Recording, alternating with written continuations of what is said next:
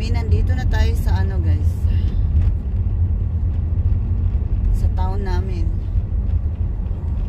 Ito yung town namin guys, Nura. So punta akong simbahan, magsindi ako ng kandila guys, tapos diretso na ako sa trabaho. Ganito lang naman ang town namin guys, walang tao. Wala ang mga tao guys, nasa loob. Nilalamig. Eh syempre ano ngayon eh, New Year ngayon, so wala, tulog pa, mga lasing pa mga tao guys. Mga tao, mga ilang tao lang nasa labas. Karamihan ngayon tulog.